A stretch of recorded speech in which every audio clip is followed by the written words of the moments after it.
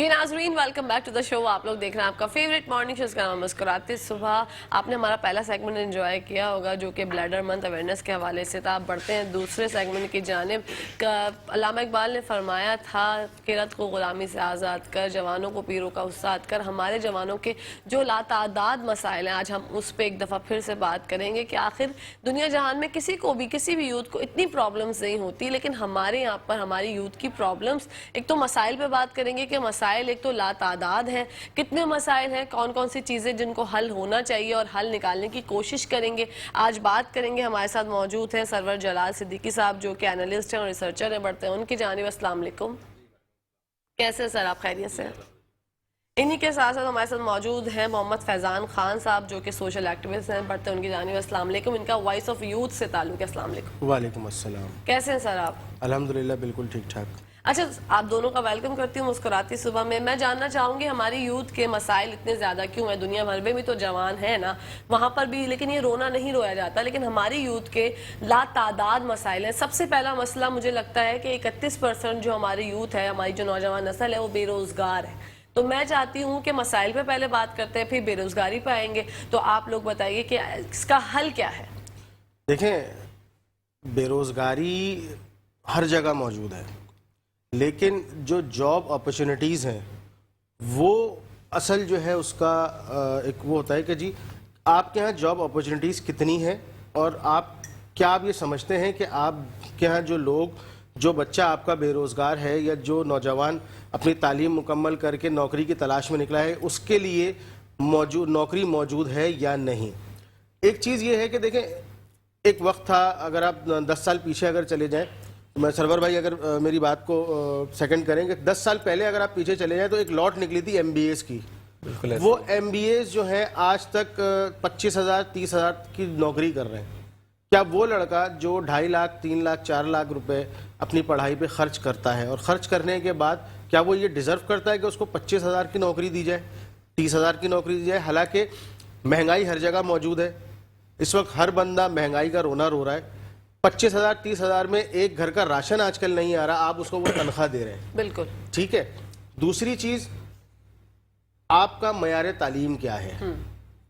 क्या आपका बच्चा जो तालीम हासिल कर रहा है उसी की मुनासबत से उसके ऊपर उसको वो नौकरी दी जा रही है? ये सबसे बड़ा एक अलमिया है हमारे लिए। बैरून मुमालिक में जो वहाँ की हुकूमतें हैं, चाहे आप यूरोप देख लें, मिडिल ईस्ट देख लें, इसके अलावा आप एशियन और कंट्रीज़ भी देख लें, वहाँ पे छोटे छोटे इंटर्नशिप्स प्रोग्राम्स बना दिए जाते हैं कि जो स्टूडेंट पास आउट होकर निकल रहा है, एटलीस्ट उसको 6 महीने या साल भर के लिए इंटर्न किया जाता है कि वो अपने आप को प्रोफेशनल लाइफ में प्रोफेशनली अपने आप को डेवलप कर ले। लेकिन माजरत के साथ हमारे यहाँ ऐसा कोई जो है वो प्लान नहीं है। अच्छा, ये मैं इनकी बात से कंटिन्यू करूँगा। ये जो बात कह रहे थे ना, एक ट्वीट पढ़ रहा था मैं, क्रिस्टोफर हैरिस का था। उसने कहा कि education is not about the learning facts, it's rather than training of the mind to think. मतलब वो ये कहते हैं कि आप सिर्फ फैक्ट्स को पढ़ लें। ये बात मैं क्यों कह रहा हूँ कि हमारे यहाँ एक सोच पाई जाती है जिसको हम आम तौर पे अक्सर भीड़ चाल कहते हैं। एक टाइम आया कि CA कर लिया तो आपकी ज़िंदगी संवर गई। जी, सारे पाकिस्तान ने CA करना शुरू कर दिया। ऐसा ही है। हुआ या नहीं हुआ, कहाँ तक गए, आखिरकार थकते थकते छोड़ते गए। जब तक ये बात सामने नहीं आ गई कि CA का स्कोप खत्म हो गया, जी, उस वक्त तक लोग CA में चलते रहे। बिल्कुल। जैसे ये भी कह रहे थे कि MBA का एक जमाना आया, लोगों ने उस तरफ दौड़ लगाना शुरू कर दी। जब हम इंजीनियरिंग में पहुंचे थे तो लोग ऑटोकैड के कोर्सेज के ये कर लिया तो बहुत स्कोप है। अब क्रिस्टोफर हैरिस का जो मैंने ट्वीट शेयर किया ना, वो क्या कहता है? वो कहता है लर्निंग फैक्ट्स नहीं है एजुकेशन। आपने अपने स्टूडेंट्स के ट्रेनिंग इस तरह से करनी है कि वो सोचना शुरू करें। हमारे यहाँ एक बहुत बड़ा अलमिया ये है कि हम सोच के अपनी मर्जी से अपना फ्यूचर क्रिएट नहीं करते। ट्रेंड सेटर कोई और होंगे जी, हम उनके सिर्फ पीछे चलेंगे। जॉब्स की जो ये बात कर रहे थे ना, बिल्कुल ठीक बात कर रहे थे। अब फर्स्ट वर्ल्ड कंट्रीज में भी आप देखें, और अब यही ट्रेंड इधर भी आ रहा है, गवर्नमेंट का काम जॉब्स क्रिएट करना कम हो गया है। उनका काम है एक एनवायरनमेंट क्रिएट करना, लोन्स, ग्रांट्स, ऐसी सिचुएशंस दें कि लोग उसमें रहते हुए वो अपनी सलाहियतों को बरोकार लाएं, अपना भी फायदा करें और امت کا بھی فائدہ کریں, اپنے ملک کا بھی نام روشن کریں. انفارچونیٹلی ہم وہاں تک نہیں پہنچ پاتے. اچھا, اب اگر اس کو ہم اوور آل سینیریو میں دیکھیں نا, تو یوتھ کیا ہے؟ یوتھ دراصل ایک بیچ کا پیریڈ, ٹھیک ہے. پہلے وہ چائلڈہڈ میں ہوتے ہیں, پھر وہ یوتھ پہ پہنچتے ہیں, اور اس سے آگے جا کے پھر وہ بڑھاپے میں پہنچ جاتے ہیں, ٹھیک ہے. تو آپ کو اوپر کے پورشن اور نیچے کی پورشن اور کنیکٹیوٹی ٹو دا سوسائٹی آپ کو لازمی دیکھنا پڑے گا. ان تینوں چیزوں کو دیکھے بغیر ہم اپنے پرابلمس کو سالو نہیں کر سکتے. ٹھیک ہے. نیچے کی طرف جائیں تو ایک علیحدہ مسائل ہے جس پہ بہت دفعہ بات ہوتی رہتی ہے کہ آپ کے سلیبس کیا ہیں.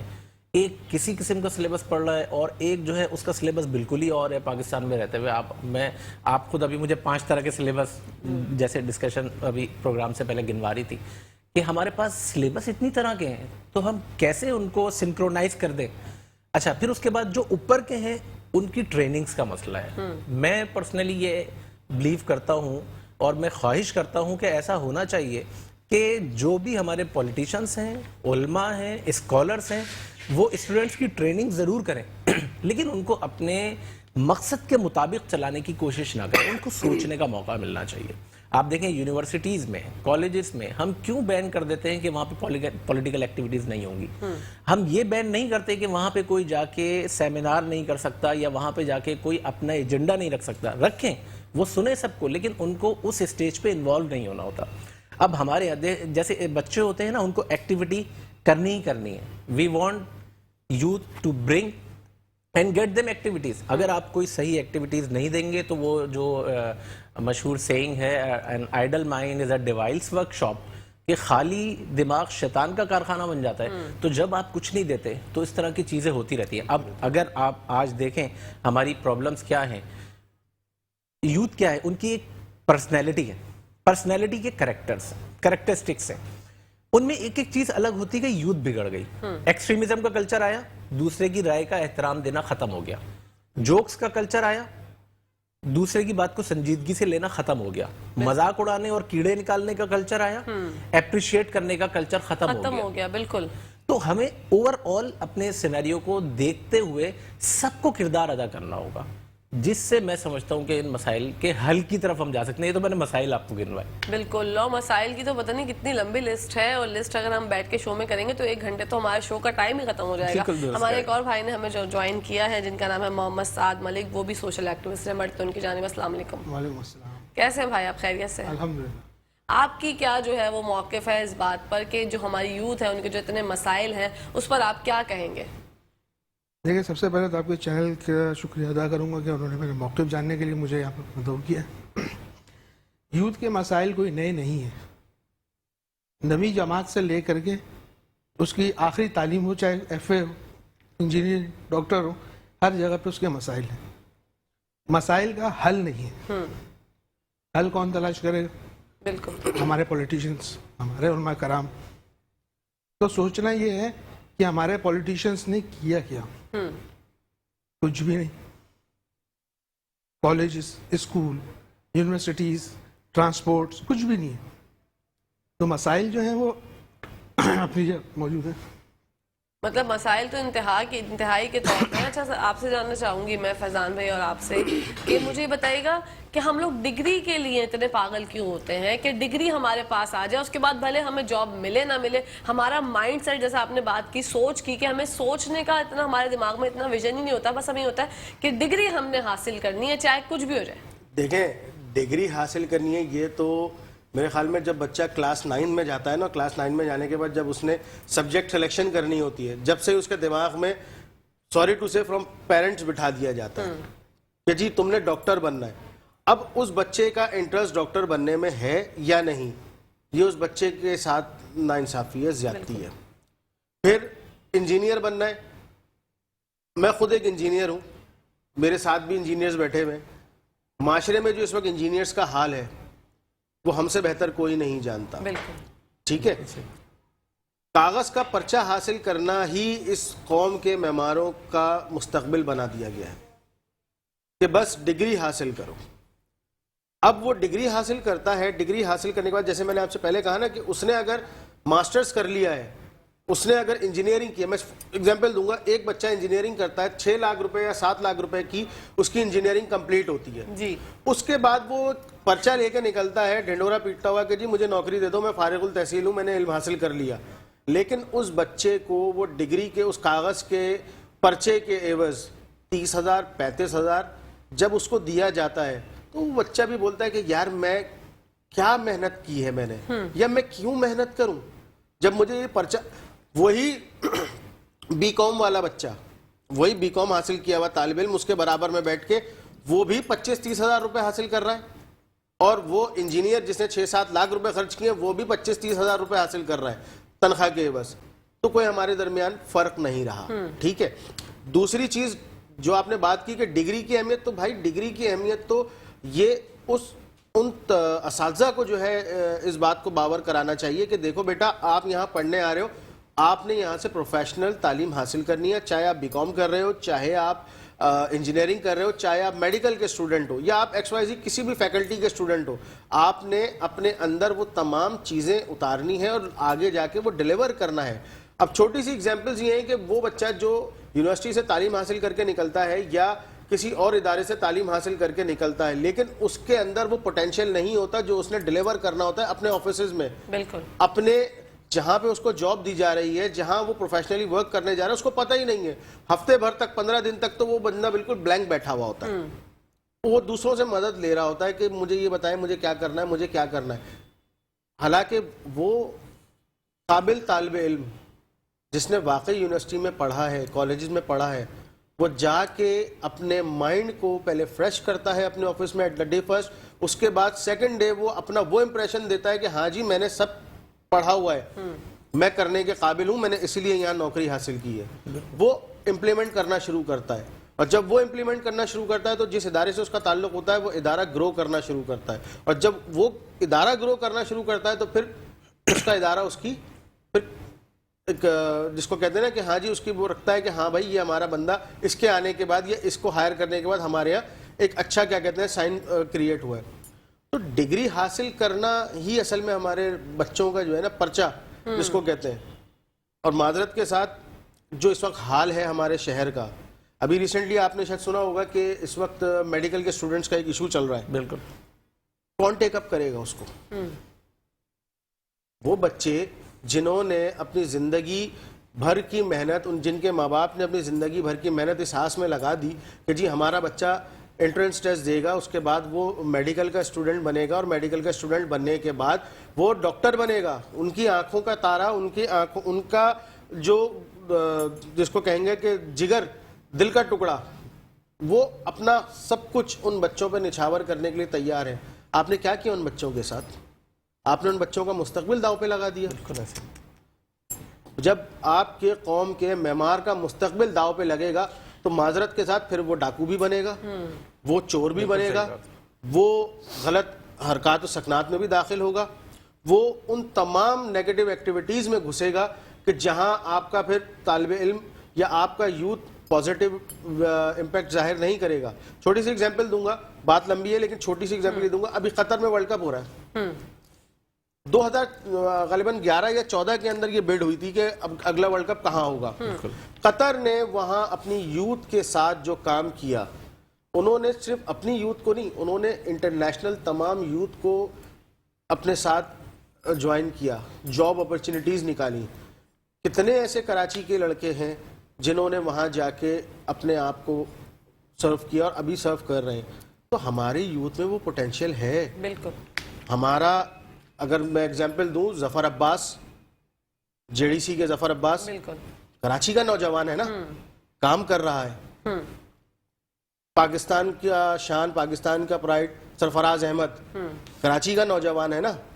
میں یہاں تھوڑے سا اس لیے کراچی کی بات کر رہا ہوں کیونکہ کراچی کو آل اوور پاکستان جو ہے وہ تھوڑا سا یہ لیا جاتا ہے کہ نہیں یار کراچی کا نوجوان جو ہوگا نا وہ یا تو گٹکا کھاتا ہوگا یا ماوا کھاتا ہوگا یا جو ہے اس کا نیگیٹو امپیکٹ ہوگا. نہیں، اگر کراچی کے نوجوان کو آپ پازیٹیو امپیکٹ کی طرف لے کے جائیں گے تو کراچی کا نوجوان اس دنیا میں فتح یاب ہوا ہے. جاوید میاں داد کراچی سے تھے، ڈاکٹر ادیب رضوی کراچی سے ہیں. انور مقصود کراچی سے ہیں. بالکل یہ وہ کراچی کے لوگ ہیں جنہوں نے پاکستان میں ریپرزینٹ کیا پاکستان کو. تو خدا را کراچی کے نوجوانوں کو بچاؤ. کراچی کے نوجوانوں کا امپیکٹ صرف گٹکے ماوے کا کلچر نہیں بناؤ. ان کو یہ سمجھو کہ ہاں وہ کچھ کر سکتے ہیں, ان کو اپرچونٹیز تو دو, پازیٹیو امپیکٹ کی طرف لے کے تو جاؤ ان کو. بالکل. فیضان میں بات کنٹینیو کرتے ہیں, بریک کا ٹائم آ گیا ہے. ناظرین تو کہیں جائے گا میں دیکھتے رہی مسکراتی صبح.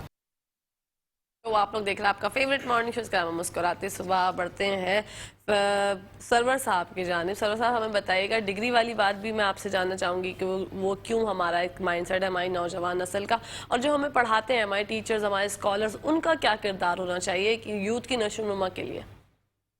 دیکھیں, ایک سوال ہے میرے ذہن میں نا, کہ آپ خود سوچیں, کوئی اسٹوڈنٹ, آپ کو بہت سارے ایسے اسٹوڈنٹس ملیں گے کہ وہ ایک پوسٹ پہ جو حدیث لکھی ہوتی ہے اس کو پڑھتے ہیں, اس کو پوری پڑھ بھی لیتے ہیں, اس کو شیئر بھی کر لیتے ہیں, اور وقتاً فوقتاً اس کو کوٹ بھی کر دیتے ہیں, ان کو وہ یاد بھی رہ جاتی ہے.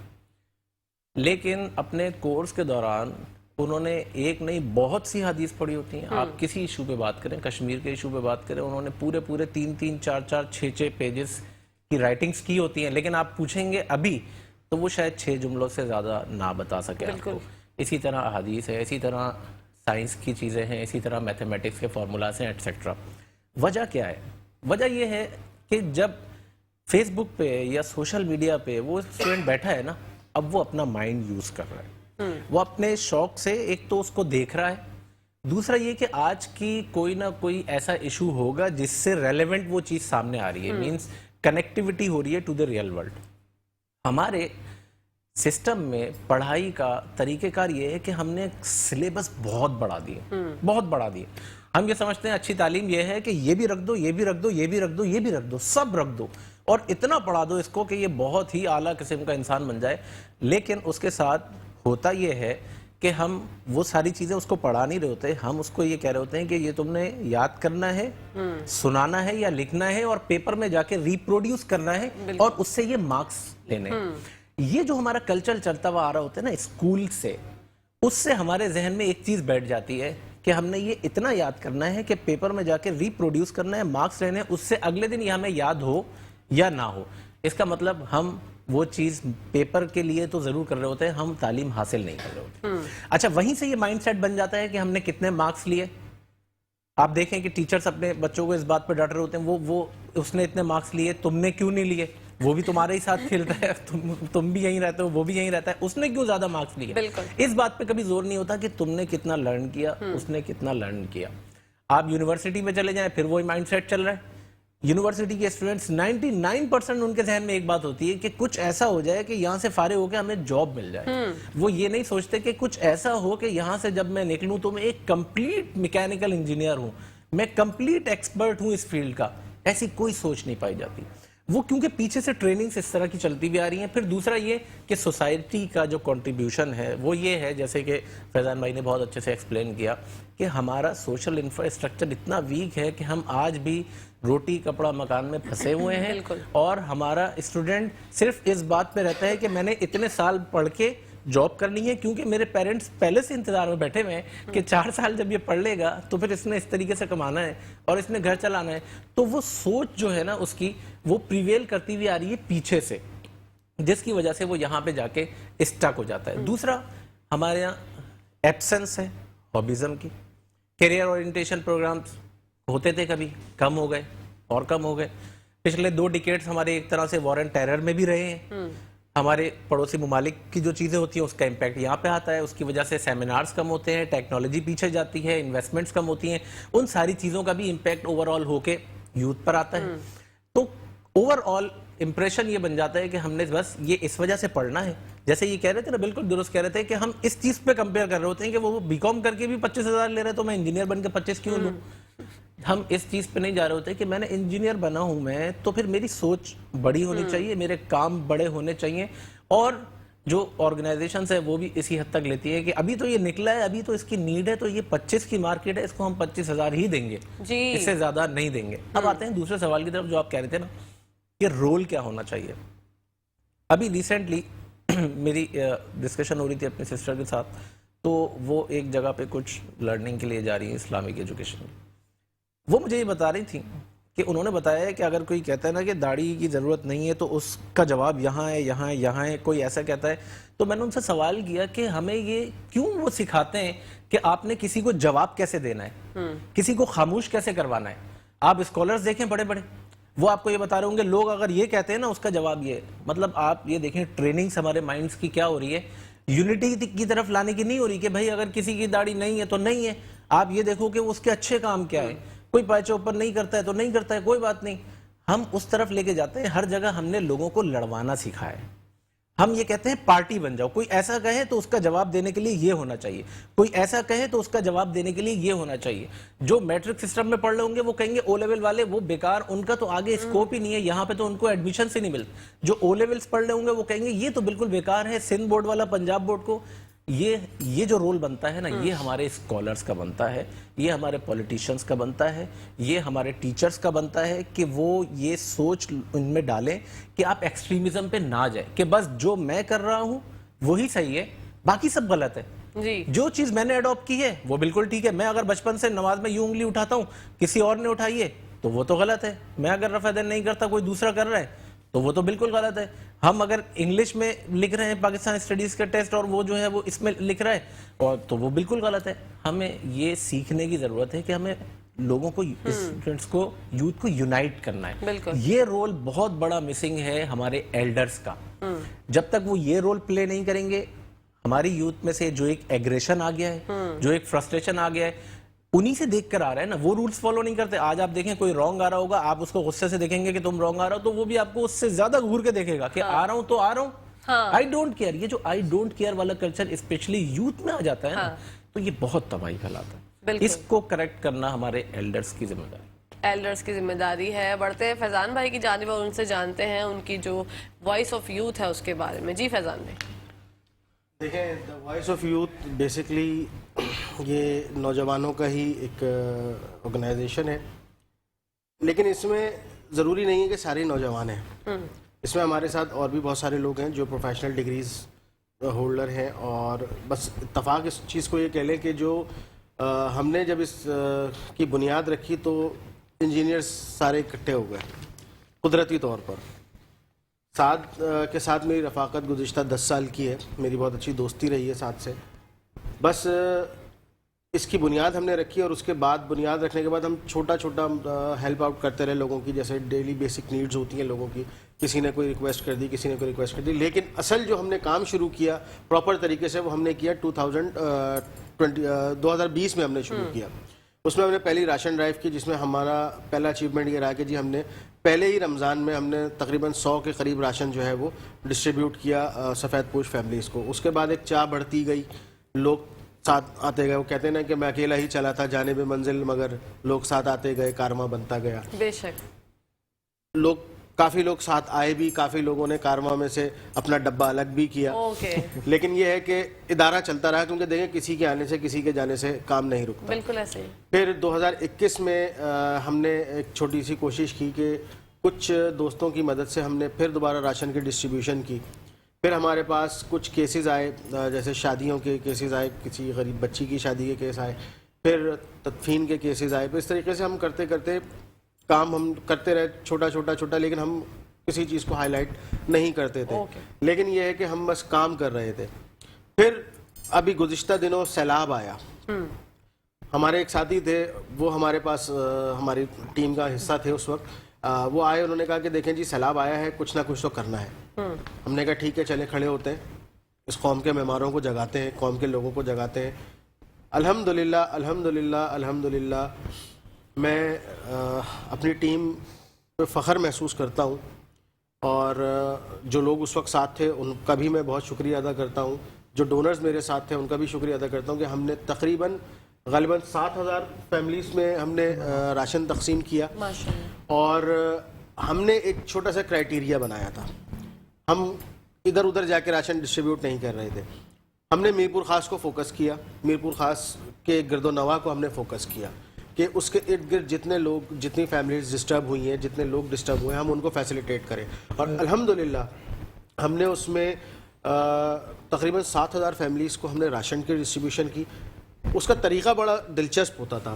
بالکل. ہر ہفتے کی رات کو ہم ٹرک میں سوار ہوتے تھے اپنی اپنی نوکریوں سے آنے کے بعد 6 بجے آپ تصور کریں کہ 6 بجے جو بندہ اپنی نوکری سے واپس آ رہا ہے کراچی کے اس بے ہنگم ٹریفک کے اندر, اس کے بعد اس نے رات 11 بجے یہاں سے ٹرک لے کے نکلنا ہے. تو 4 گھنٹے 6 گھنٹے کا وہ سفر ٹرک کے اندر, کوئی بیچارہ تھکا ہوا سو رہا ہے, کوئی جو ہے وہ اپنا ٹائم پاس کر رہا ہے, لیکن وہ 6-7 گھنٹے کا سفر کرنے کے بعد پھر میرپور خاص پہنچنا, وہاں پورا دن ان تمام فیملیز کو فیسیلیٹیٹ کرنا, راشن کی ڈسٹریبیوشن کرنا.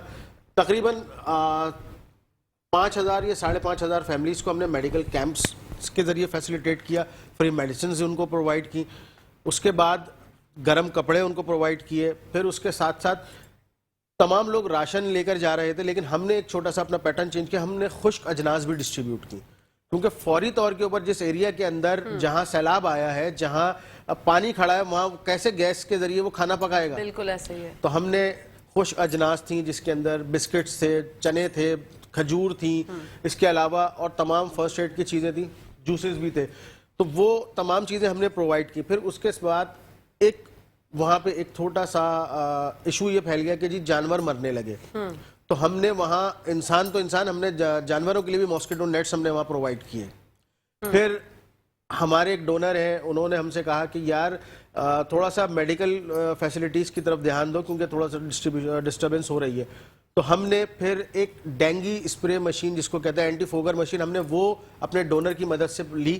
اور یہ بیڑا ہمارا تھا کہ ہم نے پہلی بار ہم یہاں سے کراچی سے لے کر گئے تھے میرپور خاص, اور ہم نے پھر اس کے بعد جہاں جہاں ہم نے اپنی راشن ڈرائیوز کی وہاں ہم نے سب سے پہلے اترنے کے بعد ڈینگی اسپرے کیا.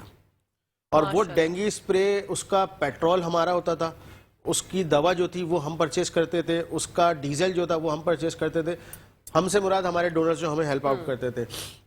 لیکن اللہ کا شکر ہے کہ اگر ہم یہ کہیں کہ ہم نے شاید دعائیں لیں, کیونکہ ابھی میں بتاؤں لاسٹ, اب تو ہم نے خیر راشن ڈرائیو اپنی اینڈ کر دی ہے, لیکن جو لاسٹ ہم نے ڈرائیو کی تھی, ایون 2 لاسٹ جو ہم ڈرائیوز کر کے آئے اس میں 7-7 فٹ پانی ابھی بھی کھڑا ہے ان علاقوں میں. کوئی پرسان حال نہیں ہے وہاں. لوگوں میں, بچوں میں جلد کی بیماریاں, خارش کی بیماریاں, جو وہاں پریگننسی کے مسائل تھے, جو وہاں پہ لوگوں کے مسائل تھے, وہ آج بھی ویسے ہی ہیں.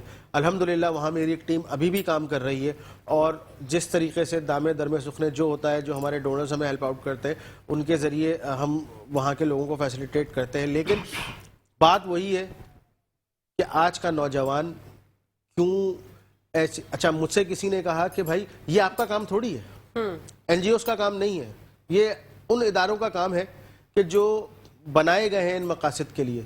لیکن کیا وہ ادارے ٹھیک طریقے سے کام کر رہے ہیں؟ اگر وہ کام کر رہے ہوتے تو کیا ہماری ضرورت ہوتی؟ بالکل ایسے. میں ایون بتاؤں, میری والدہ مجھ سے اکثر ناراض ہو جاتی ہیں کہ تمہارے پاس اور کوئی کام نہیں ہے ان چیزوں کے علاوہ. ہاں ایسے ہی ہے. گھر میں تم کچھ نہیں کرتے, اور باہر جو ہے تم راتوں کو 2-3 بجے تک گھوم رہے ہو. تو بھائی دعا لے رہا ہوں, بھائی دعا لو, لیکن گھر میں بھی تو دیکھو. اب چھوٹی سی کل کی مثال ہے, میرے پاس ایک کیس آیا, ہمارے ایک سرکل سے ایک نے فون کیا کہ جی ارجنٹ ایک خاتون کی ڈیتھ ہو گئی ہے, تو ان کی تدفین کے لیے, اور ان کی بچی جو ہے وہ گھروں میں کام کرتی ہے. اب ہمارے پاس تو تنخواہ جو آتی ہے وہ آپ کو بھی پتہ ہے. پھر ڈونر سے رابطہ کیا تو الحمدللہ ڈونر نے جو ہے وہ فوری طور پہ وہ بندوبست کیا. میں نے ساتھ میرے ساتھ ہوتے ہیں, میں نے ساتھ کو رات میں بتایا, میں نے کہا ساتھ ایسا ایسا, میں نے جو ہے نا ایک جو ہے وہ فوراً آیا تھا اور میں نے فوراً کر دیا. یہ لڑ پڑا مجھ سے. میں چاہوں گی سعد بھائی بتائیں کہ کیا کہانی تھی. بتائیے سعد بھائی کیا ہوا تھا کل رات کو. دیکھیں عمومی طور پہ کوئی بھی ہمارے پاس کیسز آتے ہیں, ہمارے گروپ پہ ہم لوگ شیئر کرتے ہیں لازمی کہ یار یہ کیس ہے, اس کو دیکھو. اب اس میں ہر ایک کا اپنا ایک پرائیویٹ سرکل ہوتا ہے, وہ اپنے اپنے سرکل کے اندر اس چیز کو ڈسکس کرتا ہے. تو انہوں نے ڈسکس کیا نہیں مجھ سے. اوکے. انہوں نے سب کچھ کرنے کے بعد مجھے بتا رہے ہیں میں یہ کر چکا ہوں. اوہو. میں بولا یار ایسا کیوں؟ میں بولا کیا آپ تنہا کھڑے ہو؟ ہاں. یا تنہا ہی چلنا ہے؟ تو یہ فوراً اپنے آپ کو کلیئر کرنے کے لیے جیسے موصوف رات 12 بجے میرے پاس آ گئے. اوہو. اور موصوف کی سالگرہ بھی تھی کل. او ماشاءاللہ. رات 12 بجے کے بعد لگ گئی ان کی سالگرہ. تو یہ مجھے دعوت کے لیے لے کے گئے. اچھا. بولا بھائی یار یہ میں کر چکا ہوں, یہ مجھ سے غلطی ہوئی ہے, کیونکہ میں نے آپ کو اطلاع نہیں کی تھی. میلا یار جہاں تم نے اس کو 20-25 کیا ہے وہاں پہ ہم اس کو 30-35 کر دیتے, مشورہ تو لیتے. بھلا یار وہ اتنا ارجنٹ کیس تھا کہ نہیں کہنا چاہ رہا تھا میں کہ سب کھانے والے بھی نہیں رکھ رہے تھے جو انہوں نے کنڈیشن بتائی. کیوں نہیں رکھ رہے تھے؟ رحمت اللہ علیہ ان کے پاس تھے نہیں. بالکل. اس شہر میں جس کے پاس رحمت اللہ علیہ ہے وہ ماشاءاللہ سے شہر کا سب کچھ ہی ہے. تو وائس آف یوتھ میں کتنے ممبرز ہیں آپ کے این جی او میں؟ دیکھیں اس وقت تو ہماری جو کور کمیٹی ہے وہ 7 لوگوں پہ مشتمل ہے. ٹھیک ہے. ان کے نیچے جو ہے مختلف کمیٹیاں بنی ہوئی ہیں. سوشل کمیٹی الگ ہے, رابطہ سیکرٹری الگ ہے, موبلائزیشن کمیٹی الگ ہے, انکوائری کمیٹی الگ ہے. تو ساری کمیٹیوں کے اپنے اپنے کام ہیں. ٹھیک ہے. اچھا فیضان کی ایک بات اور میں اس میں ایڈ کرنا چاہوں گا کہ ڈینگی اسپرے کے حوالے سے دیکھیں ہر چیز کا ایک ڈیزاسٹر مینجمنٹ سیل بنا ہوا ہے. سندھ گورنمنٹ کا بھی ہے اور اپنا فیڈرل گورنمنٹ کا بھی ہے. جب کراچی کے اندر ڈینگی اور ملیریا کی وبا پھیلی تو ہمارے یہ ادارے کہاں تھے؟ میرے خیال سے شاید اپنے ٹھنڈے کمروں کے اے سیوں میں سو رہے تھے یا اپنی فیملیز کے ساتھ 2 ذریعہ پہ ڈنر آؤٹ کر رہے ہوں. خیر نہیں کہنا چاہیے. میں نے اور فیضان نے کسی سے صلاح اور مشورہ کیے بغیر ایک پوسٹر بنایا کہ یار پورے کراچی میں کسی کو بھی اگر ڈینگی اور ملیریا کے اسپرے کی ضرورت ہے وہ ہم سے فیل فری کانٹیکٹ کرے. اوکے. اچھا اس کانٹیکٹ کے اندر ہم نے واضح طور پہ مینشن کر دیا تھا کہ 80% ہم برداشت کریں گے, 20% آپ برداشت کرو گے. 80% میں مشینری ہماری ہوگی, میڈیسن ہماری ہوگی, مینس پاور ہماری ہوگی, آنے جانے کا کنوینس ہمارا خود کا ہوگا, چاہے وہ کراچی کا کوئی بھی سا بھی علاقہ ہو. آپ نے کیا پرووائڈ کرنا ہے؟ صرف فوگر کے لیے ڈیزل اور پیٹرول جس سے فوگر چلتا ہے. اب ماشاءاللہ سے اس کا رسپانس ایسا آیا کہ ہم رات کو 8 بجے آفس سے آتے تھے اور کھانا بھی نہیں کھاتے تھے. مطلب آفس سے آنے کے بعد صرف چینج کرتے تھے اور نکلتے تھے اپنی سائٹس کے لیے. رات 12 بجے 1 بجے آ رہے تھے. ریسنٹلی لاسٹ منتھ تو وائف ناراض ہو گئی. اچھا مطلب یہ تو حال تھا کہ میں بتاؤں, بولتی ہیں وہ کہ آپ نے اپنی ایکٹیویٹیز اتنی بڑھا لی ہیں کہ آپ کی بیٹی یہ پوچھتی ہے کہ پپا آئے تھے. اللہ اکبر. اس میں ایک چیز اور بھی ہے, میں تھوڑا سا ایڈ اور کروں گا کہ ہمارے ساتھ ایک اور ساتھی ہوا کرتے تھے اس وقت. اب وہ اپنی مصروفیات کی وجہ سے, ان کی جاب کے حوالے سے وہ اب ہمارے ساتھ نہیں ہے. لیکن میں آپ کو بتاؤں کہ ہر دوسرے دن نا جو ہمارا, اچھا وہ ایکٹیویٹی صرف ہم 3 لوگ کر رہے تھے کیونکہ ہمیں پتا تھا کہ اس کی میڈیسنس کے کیا ایفیکٹس ہیں, کیا چیزیں. تو ہر دوسرے دن نا گروپ پہ ایک میسج آیا ہوا ہوتا تھا, یار آج تم دیکھ لو میں جو ہوں وہ مجھے کھانسی ہو رہی ہے, مجھے بخار چڑھ گئے. ایون کہ وہ جو میڈیسن تھی اس کا اثر اتنا خطرناک تھا ہم پر, کرنے والوں پر, اس پر نہیں کہ جس کے ایریا میں ہو رہا ہے. رات کو 3-3, 4-4 بجے ہم اپنے گھروں کو واپس آئے اسپرے کر کے, اور 72 گلیاں, 75 گلیاں, 35 گلیاں, 50 گلیاں ایک رات میں کی ہیں. اور اس کے بعد جب ہم نے دیکھا تو پتہ یہ چلا کہ ہمارے بعد پھر اور دوسری جو اچھی بات ہے نوجوانوں کی این جی اوز تھیں, انہوں نے ٹیک اپ کیا. لوگوں نے بھی اس چیز کو اپنی ذمہ داری سمجھی. اچھا ہمیں تھوڑا سا بینیفٹ کیوں ملا؟ ہمیں تھوڑا سا بینیفٹ اس لیے ملا کیونکہ ہم نے اپنا جو پیرافلیکس تھا یا ہمارا جو پوسٹر تھا اس پہ ہم نے کلیئر, جیسے ساتھ نے بتایا, کلیئر لکھ دیا تھا کہ جی 80% ہم بیئر کریں گے اور 20% آپ بیئر کریں. اس میں کیا ہوتا تھا, اس میں کسٹمر جو ہمارا کنزیومر ہوتا تھا, جو ہمیں بلاتا تھا, اس کا ہم پر اعتماد تھا کہ ہاں یار یہ لوگ کام کر رہے ہیں. اور واقعی میں جن لوگوں نے ہمارے ساتھ کام کیا, جن ایریاز میں ہم نے کیا, ان لوگوں نے ہم سے یہاں تک کہا کہ یار آپ جو اب دوبارہ فون آ رہے ہیں کہ یار ذرا اسپرے کر دیں, ذرا اسپرے کر دیں. کیوں؟ اب وہ اچھا وہ یہ سمجھ رہے ہیں کہ شاید ہم کوئی فیومیگیشن والے ہیں, لیکن ہمارے پاس الحمدللہ جو میڈیسنس تھیں, جو ہمارے پاس چیز تھی, اس چیز کا امپیکٹ یہ تھا کہ جس سے خواتین سب سے زیادہ ڈرتی ہیں نا گھروں میں, چھپکلیاں, وہ تک گر کے مری ہیں اس میڈیسن سے. اور میں اگر دکھاؤں تو میں آپ کو دکھاؤں گا, میرے پاس ویڈیو پڑی ہوئی ہے کہ اتنا جو ہے نا کچرا, اتنا مچھر مکھی جو ہے وہ جھاڑوؤں سے نکلا ہے. بعد میں لوگوں نے ہمیں ویڈیوز بھیجی ہیں کہ یہ آپ کے جانے کے بعد حشرات الارض جو ہے وہ مرے ہوئے پائے گئے. اچھا مطلب وہ اتنا افیکٹو تھا. اچھا میڈیسنس کے حوالے سے بھی ایک بات یہاں پہ میں ڈسکس کرنا چاہوں گا. فرسٹ ٹائم ہم نے جب وہ میڈیسن پرچیز کی میرپور خاص کے لیے, آئی تھنک سو 1450 کی تھی وہ میڈیسن. ایگزیکٹلی. لاسٹ ڈرائیو کے لیے ہم نے وہ میڈیسن پرچیز کی 1950 کی.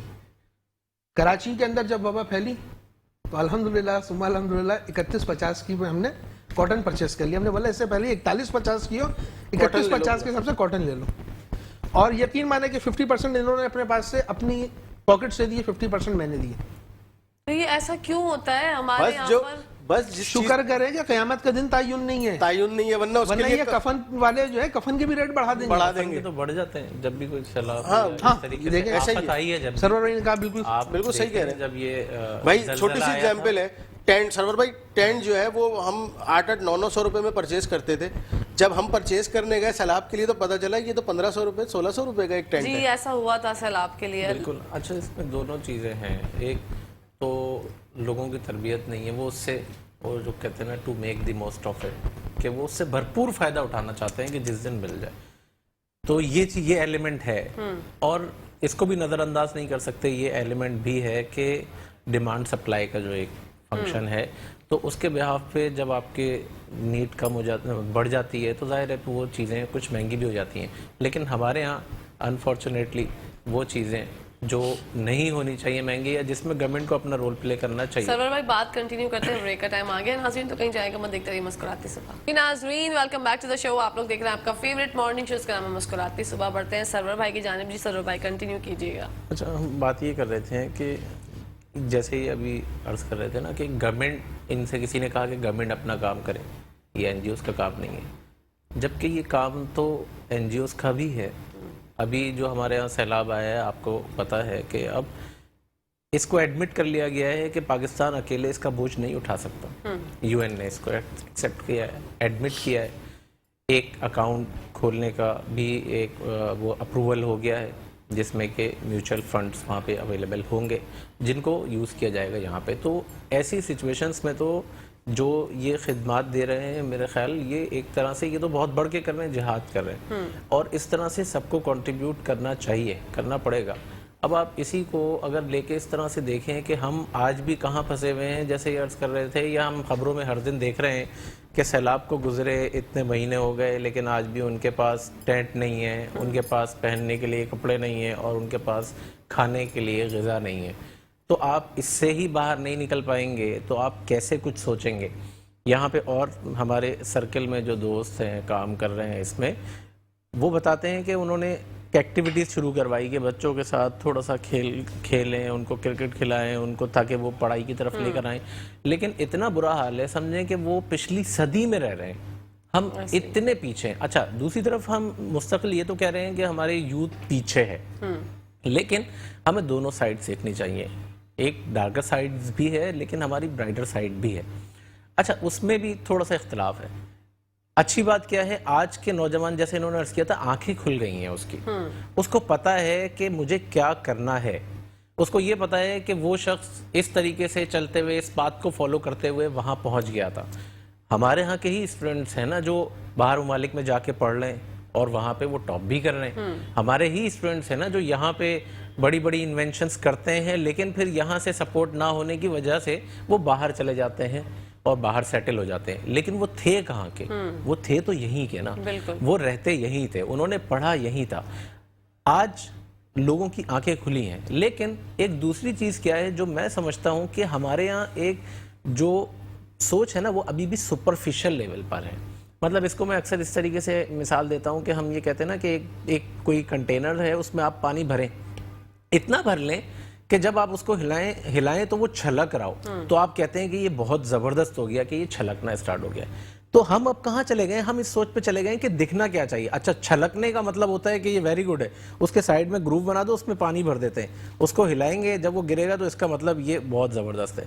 मतलब आप यूँ समझें कि आज आप देखें डिबेट हर जगह हो रही है। आप जिसको देख लें, वो आपको एक नाई की दुकान पे चले जाएं तो आपको एक बहुत बड़ा इकोनॉमिस्ट भी मिल जाएगा, बहुत बड़ा डॉक्टर भी मिल जाएगा, स्कॉलर भी मिल जाएगा वहाँ पे, और हो सकता है नाई भी खुद कुछ ना कुछ बन चुका हो उनके साथ रहते हुए। वजह क्या है कि हमने ये नहीं सीखा है कि हम इतना कुछ सीख लें कि आपकी बातों में से फूल जड़ लो। नहीं, हम कहते हैं कि वो बातें सीख लो जिनको बोलने से लगे कि आपको बहुत कुछ आता है। ठीक है, तो हमें ये जो सुपरफिशियल है ना हमारी नॉलेज, इसको हमें डीप करने की ज़रूरत है, और उसके लिए हमें हमारे टीचर्स का बहुत बड़ा एक रोल बनता है। इसके साथ एक बात और मैं ऐड करूं कि टेक्नोलॉजी हमारे पास आज है, लेकिन अफसोस के साथ कि जो टेक्नोलॉजी का मिसयूज़ है ना, हम उसको यूज़ समझते हैं। मतलब अगर टेक्नोलॉजी है, इंटरनेट है, मैं एक स्टूडेंट हूँ, मुझे एक असाइनमेंट सबमिट करना है, मेरे पास ऑप्शन है कि मैं 6 तरह के असाइनमेंट्स पढ़ लूँ और फिर अपना माइंड अप्लाई करके एक बेहतरीन पीस ऑफ पेपर पे वो रिप्रोड्यूस ना करूं, अपना माइंड अप्लाई करके उसको बनाऊं। लेकिन हम टेक्नोलॉजी का यूज किस तरह से करते हैं? नेट है तो फिर क्या जरूरत है वहां से यहाँ से 4 जगह से लेके मैंने कट पेस्ट किया या मैंने पे किया और मैंने उसको कि अभी जब ये ऑनलाइन स्टडी के मामला चल रहे थे तो मैं एक दफ़ा किसी काम से जो है वो एक कंप्यूटर शॉप पे गया, तो वहाँ पे मतलब इंटरनेट की फैसिलिटी थी, वहाँ पे लड़के बैठे हुए थे कुछ किसी निजी यूनिवर्सिटी के, उनका पेपर चल रहा था। अब वो पता क्या कर रहे थे, वो गूगल से कॉपी पेस्ट करके वो अपना आंसर शीट सबमिट कर रहे थे। मतलब उन्होंने एक ही ब्राउजर के अंदर कुछ 7-8 उन्होंने टैब्स खोले हुए थे, क्वेश्चन उनके लड़के ने जो है वो मोबाइल पे खोले हुए थे, वो वहाँ लिखता था, उसका जवाब आता था, वो उठा के वहाँ से कॉपी करता था, पेस्ट करके अपना जवाब उसे सबमिट करा रहा था। इसमें अपनी तरफ से वो उनकी शायद इस तरह से बनते हैं वो कि पूरा एक जगह से नहीं लेना, पूरा एक जगह से नहीं लेना। जो ये कह रहे हैं ना कि थोड़ा सा यहाँ से थोड़ा सा यहाँ से, मतलब हर जगह से एक पैराग्राफ उठाया और उन्होंने वहाँ पुट किया और आंसर फिट कर दिया। दिमाग जो है यूज कर रहे हैं लेकिन गलत जगह पे यूज कर। मजे की बात, वो बच्चे जो थे वो मेरी ही मतलब एरिया के थे। कुछ दिन बाद उनका रिजल्ट आया, जब मैंने उनसे पूछा तो कहने लगे भाई A+ है। मैंने बोला यार मतलब A+? कह रहे हाँ भाई वो सारे आंसर्स करेक्ट है, हम लोग तो पढ़ रहे थे। मैंने बोला वाह यार वाह, मतलब ये हमारे यहाँ के नौजवान ने आजकल ये नेगेटिविटी सोच रही है। फिर मैं अगेन ये कहूँगा इसमें सिस्टम का बहुत बड़ा रोल होता है। मैं नाम नहीं कोट करूँगा, मैं एक यूनिवर्सिटी में पढ़ा रहा था बीटेक के स्टूडेंट्स को, तो वहाँ पे होता ये था कि 25 मार्क्स हमारे पास हैं, ठीक है, टीचर ने देने हैं और 75 का पेपर होना है। तो 25 में से 20 तो आपने देने ही देने हैं, वो आप नहीं रोकेंगे। अगर अटेंडेंस उसकी पूरी है तो 5 नंबर पूरे, नहीं तो 2-3 नंबर मिल रहे हैं, तो समझे 100 में से 23 ये हो गए। पासिंग मार्क्स 35 थे। अब उसके बाद पेपर में उसके पास 7 सवाल आने हैं सामने, जिसमें से उसको 8 में से 5 अटेम्प्ट करने, तो वो 8 में से कम 3 सवाल जो पेपर में आने वो आपने उसको बताने इंपॉर्टेंट के तौर पे। आप इंपॉर्टेंट लिखवाएं, उनमें से 3 सवाल तो आने चाहिए। अब एक सवाल भी अगर उसने तरीके से कर लिया तो वो पास है, बिल्कुल ठीक है, क्योंकि 25 नंबर तो उसको पहले ही मिले हुए हैं, 10 नंबर उसको चाहिए, 15 नंबर का एक सवाल है, लेकिन वो फिर भी फेल हो जाता है। अच्छा, जब वो फेल हो जाता है तो मैं यही सोचता हूँ, एक तो मेहनत बहुत करनी पड़ती है ऐसे में फेल होने में, लेकिन वो हो जाता है। जब वो हो जाता है तो फिर वो दोबारा अपेयर होता है। दूसरी दफ़ा में भी आपने उसको गाइड करना है। मैं शॉर्ट करके बात करता हूँ। तीसरी दफ़ा में अगर वो फीस पे करता है और फी पे करने के बाद वो एग्जाम में बैठता है, पूरी कॉपी खाली क्यों ना छोड़ दे, यू आर बाउंड कि आपने उसको पास करना है। Oh my God. तो ये जब हमारा सिस्टम इस तरीके से, आप देखें गली गली में यूनिवर्सिटीज क्या नहीं खुली हुई है, क्या गली गली से आप डिग्रीज नहीं बांट रहे हैं, क्योंकि हमने डिग्रीज की हाइप बना दी है। हमने जो आपने स्किल्स लेने, स्किल सेट आपके जो होने चाहिए, उसको हमने किसी भी खातिर में नहीं लिया। बिल्कुल, हमने ऐसा सबर का पैमाना जो है हमारे नौजवानों का, मुझे लगता है कि लबरेज हो चुका। हालांकि उनके साथ कुछ ऐसा हुआ भी नहीं, फिर भी उन्होंने खुद ही लबरेज कर दिया कि बस हम खुद ही अपनी डेस्टिनी जो है वो डिसाइड कर लेंगे और पहुंच जाएंगे मंजिल मकसूद तक। लेकिन ये मंजिल मकसूद जो है वो गलत डायरेक्शन में आपको लेके जा रही है। अच्छा, नशे का भी एक बहुत ज़्यादा जो है रेशो मैं देख रही हूँ अपनी नौजवान नस्ल में, तबाही की जानिब हमारी नौजवान नस्ल बढ़ रही है। नशा बहुत आम हो गया है और बहुत ईजीली मिल जाता है। मैं चाहती हूँ कि आप लोग, क्योंकि टाइम कम है, कि नशे वाली जो बात है कि हमारी यूथ जो बहुत ज़्यादा इन्वॉल्व हो चुकी है नशे में, इसके बारे में क्या कहेंगे? हमारे पास 3 मिनट है, 3 मिनट में हमने वाइंड अप करना। आप अपनी नौजवान नस्ल के लिए अच्छे अच्छे प्रोग्राम्स लॉन्च कर दें। देखें आपकी नौजवान नस्ल जो इन तमाम चीज़ों के अंदर हो गई है, नशे की लत में लग गई है, गलत कामों में कर रही है। आप देखें आपका यही नौजवान, फिर वही इकबाल का शेर है कि खुद ही को कर बोले इतना कि हर तकदीर से पहले खुदा बंदे से खुद पूछे बता तेरी रजा क्या है। आपका नौजवान किसी से पीछे नहीं है। मैं एक छोटी सी बात और कहूँगा कि अभी अगर नौजवानों ने अच्छा काम करना है तो मैं एक छोटा सा एक मैसेज देना चाहूँगा कि अभी ये सर्दियाँ आ गई हैं, हमसे रब्ता करें, अपने इर्द गिर्द से लोगों से जो गर्म कपड़े हैं वो हमें प्रोवाइड करें ताकि हम लोगों में जाकर डिस्ट्रीब्यूट करें और हमारे साथ चलें। बिल्कुल, तो ये इससे शायद नशे की लत खत्म हो जाए। जो पैसे केबिनों के ऊपर खर्च कर रहे हैं वो यहाँ पर खर्च कर दें, हम जो है लोगों को अच्छा जो है वो काम करके दे देंगे लोगों को इंशाल्लाह। इसी के साथ साथ प्रोग्राम का वक्त इख्तिताम पजीर हो गया है। सरवर भाई आपका, फैजान भाई आपका, साद भाई आपका बहुत बहुत शुक्रिया कि आप हमारे प्रोग्राम में आए, हमने इतनी अच्छी अच्छी बातें डिस्कस की। इंशाल्लाह कोई ना कोई हल तो निकलेगा ही यूथ के लिए और इंशाल्लाह फिर हमारी मुलाकात होगी। Thank you so much for coming. इसी के साथ साथ नाज़रीन, प्रोग्राम का वक्त इख्तिताम पजीर हो गया। अपनी होस्ट, अपनी दोस्त, अपनी प्यारी सी सहेली कहकशा फैसल को इजाज़त दीजिए। इंशाल्लाह कल आप लोगों से मुलाकात होगी। हमेशा के लिए पाकिस्तान जिंदाबाद, पाकिस्तान पाइंदाबाद, फी अमान अल्लाह, हाफिज़।